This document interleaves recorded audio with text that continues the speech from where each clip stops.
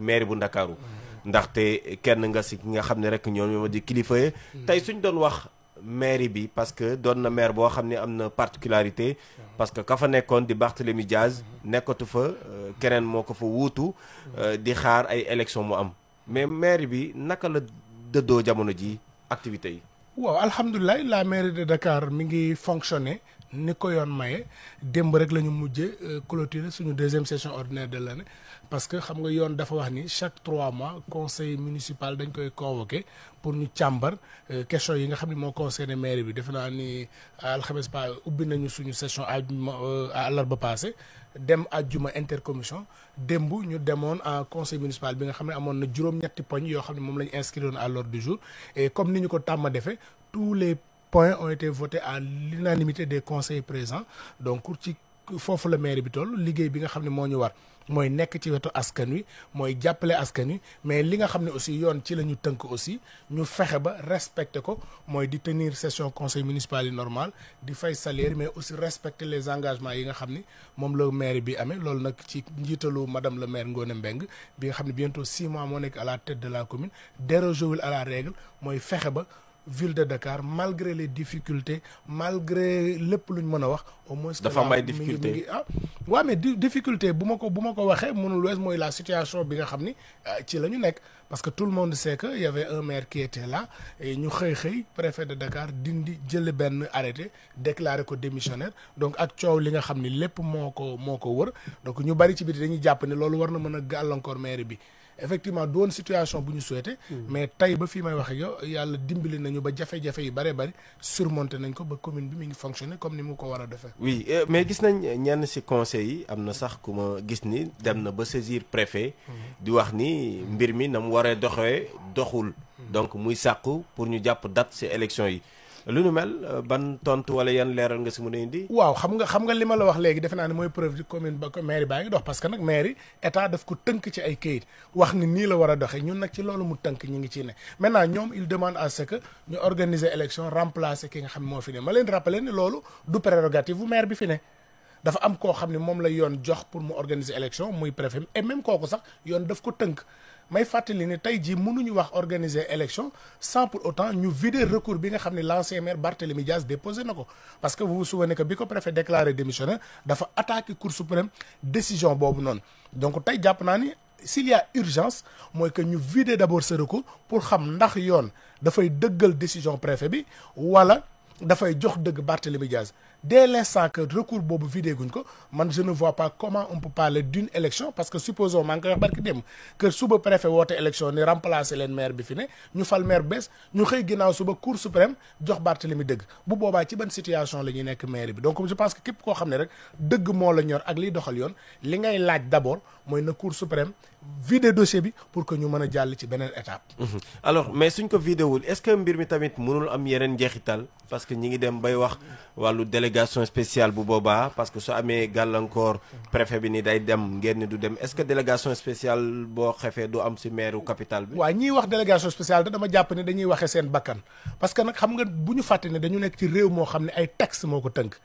te délégation spéciale code général des collectivités territoriales dafa énumérer situation yi nga xam ni moom mooy tax ñu dem ci maanaam blocage am maanaam fexe ba kuréel gi nga xam ne mooy le conseil municipal dajewul te yàlla dimbali nañu boobaak léegi chaque ñetti weer conseil municipal mi ngi daje amul coow amul dara beneen bi mooy ñi ngi fay salaire yi ba ci topp mooy ñi ngi fay engagement yi beneen bi ci mujj mooy jëluñu benn délibération boo xam ne dafay génn dans le cadre de li ñu yoon may donc situation yooyu tant que amul kenn mënta wax délégation spéciale situation bi ñu nekk nag c'est prévu par le code général des collectivités territoriales parce que boo demee en ces articles 137 138 dafay définir situation bi ñu ne moo ñuy xamal ne bu maire bi bu fekkee dafa démissionner ñu révoquer ko wala empêchement ki njëkk ci adjoint yi moom mooy assurer suppléance bi nous sommes beaucoup plus dans le cadre d'une suppléance boo demee 138 mu ni situation boobu su amee ki fiy toog maire dafay assurer la plénitude de ses pouvoirs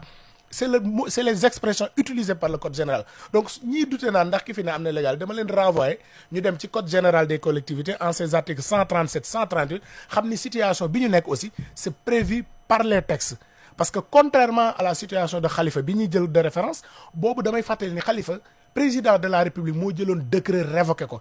bi mu ko révoqué préfet daal di jël note jox ko maire ba fa nekkoon ne ko yaay assurer intérim durant benn période bien définie. Je rappelle que fii eggaguñ ci révocation parce que le maire est déclaré démissionnaire mu attaqué décision bi cour suprême. Donc bu cour suprême dëggalee décision booba président de la république dafay daal di jël décret daal di révoquer maire bi. Boba, on peut être dans la situation de ce qu'on appelle l'intérim au vrai sens du nom. Mais nous sommes beaucoup plus dans la suppléance où c'est réglé par les articles 137 et 138 du Code général des collectivités territoriales. Est-ce que comme nous Barthélémy Dias doon waxee démb jàpp nga ni bu fekkee ni Cour suprême àdduna mun na ko jox dëgg am na ay arguments yoo ñu mun a jox. waaw man dama bokk ci ñi gëm ni décision bi préfet bi jël dindi Barthélémy teguñu ko ci yoon parce que nag un préfet nommé xam ne mercredi bi jot mën na sauté warul mën a tëju ci bureau daal di dindi benn maire boo xam ni population ñoo ko fal. Ça va être un précédent dangereux. mooy que demee man su ma jibawul ak ma gi maram bu ñu ko defee maire Guédiawaye damay xëy rek bind le préfet dindi ko c'est-à-dire benn nit tax ñu dindi koo xam ne c'est de près de 100 000 habitants ñoom ñoo ko fa teg. Donc ça c'est un précédent assez dangereux su fekkee dañu ko bëgg dindi mais aujourd'hui yoon dafa wax maire bu ñu koy dindi lan moo tax. dañu wax ni mu am détournement de deniers publics mu am condamnation crime alors que Barthélémy Dias li ñu ko condamné du crime délit la. Donc man dama bokk ci ñi gëm ni cette décision du préfet elle est abusive elle est illégale et que jàpp naa ne bu fekkee yoon dafa def liggéeyam que décision préfet bi dañ koy daal di annuler. Arnaud. ñu continuer. waaw kon ba tey si biir maire bi ak si yoon boobu nga xam ne moom la ñu nekkee mooy décision bi nga xam ni ñi ngi koy xaarandi mu war a tukkee si Cour suprême bu fekkee ne tey jii élection dafa war a am maanaam fekk décision bi génn élection war a am est-ce que jàpp nga ni. yéen ñi faree si Khalifa Ababacar Sall maanaam taxaw yéen ñi yor jamono ji la maire bi tey jii am ngeen pouvoir yëpp wala garantie yëpp que suñ demaatee élection dina des si yéen. parce que ñi ngi dégg yeneen candidature yu ñuy ruumandaat. waaw maa ngi dégg ay candidature yoo xam ne sax ña ngay menacé nit ñi naan leen bëggeen ñu fallu ñu yóbbu délégation spéciale mais dama jàpp ni dañu ñàkk a xam rek mais ku xam tey composition du conseil municipal de Dakar ni mu bindoo. am naa yaakaar ni suba bu préfet décidé woon élection taxawu Sénégal et ses alliés dañuy conserver le fauteuil de maire de la ville de Dakar. jàppoon ni gaa yaa ngi si suuf biir waxtaan ak alliés yooyu. ngay xalaat loolu mënul ñàkk parce que nguur nga ko. voilà mais keroog ba ñuy jël soam di remplacer Khalifa nguur lañ ko seqaloon nguur bu amoon doole sax. waaw mais amoon nombre conseil municipal bu ëpp nguur gi fi ne bu mu am tey ci biir conseil bi.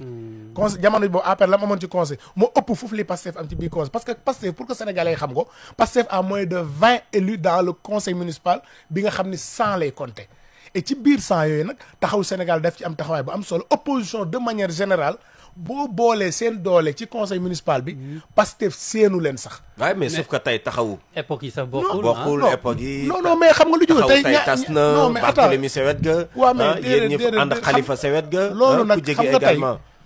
waa PDS ñi ngi si biir dans le conseil municipal. groupe taxaw benn groupe la tàqalikowul amul jafe-jafe. et au-delà de taxaw opposition laa la wax de manière générale. parce que tey boo boolee li taxaw Sénégal am ak ay alliés ak opposition de manière générale gisuma man fu Pastef mën a jaar ba récupérer maire bi à moins que mu bëgg a def forcing. donc may dalal xelu Dakar waay que Pastef est très minoritaire dans le conseil municipal et que demain su élection amoon ñu jaar ko ci yoon amuñu fu ñuy jaar bay jël maire bi. alors mais tey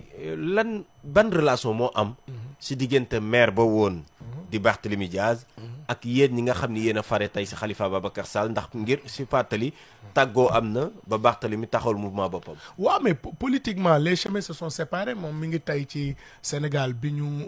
bëgg ñu ko ci ñaanal jàmm ñun ñi ngi des ci taxaw Sénégal ak Khalifa Sall comme suñu leader bien que politiquement relation yi àndatul mais Barthélémy ak ñun defe naa ni c'est plus d'une dizaine d'années man mi ci gën a ndaw rek defe naa ni 2005 ak léegi ànd nañ ci façon combat bu ne vie politique nag moo mel noonu ay nit dañuy ànd tey suba ñu taxali ko ginnaaw suba ñu àndaat mais li ci am solo rek mooy. mais qu'est-ce qui reste de taxaw su fekkee ni. mais xam nga la xam nga ni mooy leader bi doon seen candidat mi ngi xam nga lan moo waroon nekk la question. mooy lan moo jóge taxaw.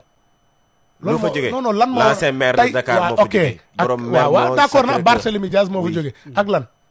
mais moo fa jógee ak mais d'accord na déedéet dama lay laaj xam nga tey question bi moo doon. lan moo jógee taxaw Sénégal. non man je préfère xam lan moo fa des taxaw Sénégal tey jii. tey la gën a fort politique nag man bokkuma ci ñi nax seen bopp benn militant bi gën a ndaw bu la bàyyee am na lu muy wàññi ci yow. mais li am solo tooy mooy taxaw Sénégal bi ñu xam originellement taxaw Sénégal est plus que jamais mobilisé maire yi nga xam ne ñoo ànd ak taxaw Sénégal tey defe naa à part kenn ki ci dem tous les autres maires sont restés Khalifa.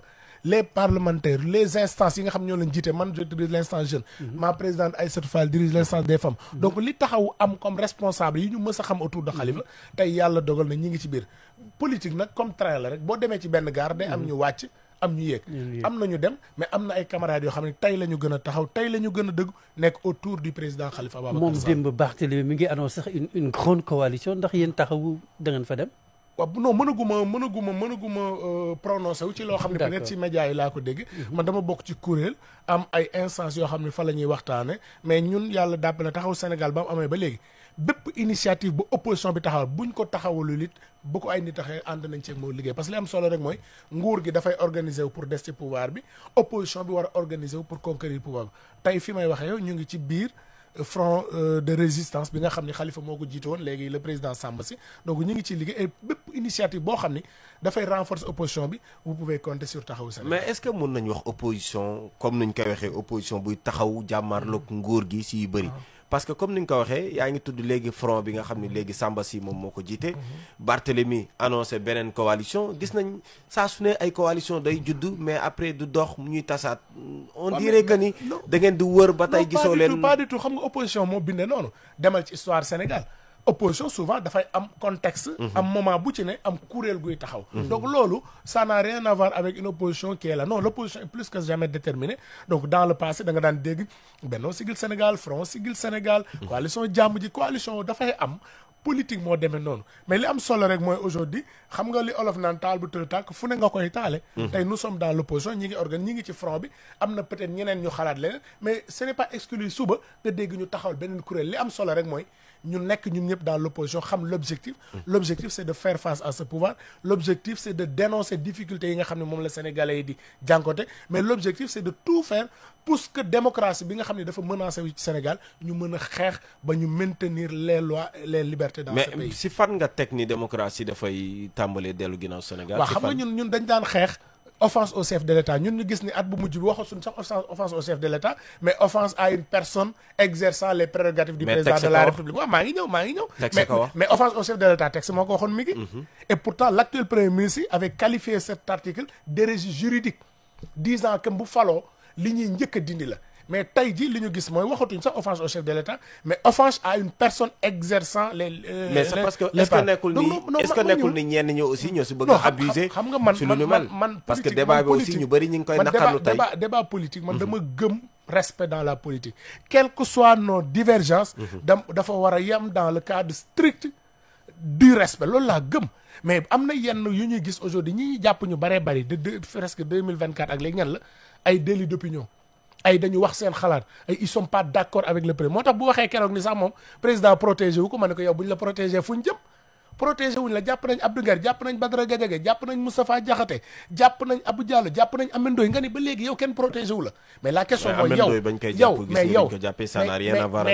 yow miy wax dañ la yow bis bu ñu la protégé kon ñun fan lañ jëm donc j'appelle le premier ministre à la raison gis nga Sénégal c'est une république où nit ñi dañu war a wax seen xalaat donte d'accord naa nag wax sa xalaat dafa wuuteeg wax lu la neex nañu joxante cër mais aussi il faudrait pas que ñu instaurer benn sentiment de terreur boo xam ne képp ku ñu invité rajo sax wala télé seen waa kër ni la ay yow mi boo demee xoolal li ngay wax. waaw c'est parce que waaw est-ce que tamit waruñu xool li ñuy wax parce que dañuy gis tey ji ci télévision yi débat bi ñëpp a ngi koy ñaawlu nu mu suufee ci rajo yeeg yu nu mel. est-ce que jotul yéen acteurs politiques gi tamit ngeen yëkkati tuuti jàppale askan wi yëkkati tuuti. je suis d'accord les acteurs politiques nañuy xoolaat mais vous aussi des médias. il vous appartient de faire un tri de ñan ngeen invité. mais malheureusement aujourd'hui dans les plateaux ñi njëkk gën a jox kàddu mooy ñiy saaga mooy ñiy xas mooy li wax lu ñaaw alors que man gëwuma loolu man dama gëm ni ak lu nu am différence mais naa fexe ba li may wax naa ko teg ci yoon li may wax naa xam la question que je dois me poser chaque fois may dem rajo est-ce que su may waajur yi ci kër ga bu ñu déggee lii duñ ñu cam c'est la question fondamentale que je me pose chaque fois que je dois prendre la parole et loolu ñun ñëpp nag dañ ci war a bay suñu waar muy homme politique muy homme public de manière générale mais aussi c'est des médias mais aussi ñi yore nguur gi dafa bokk ci liñ doon xeex mooy kumba am ndey kumba amul ndey parce que mënuñu gis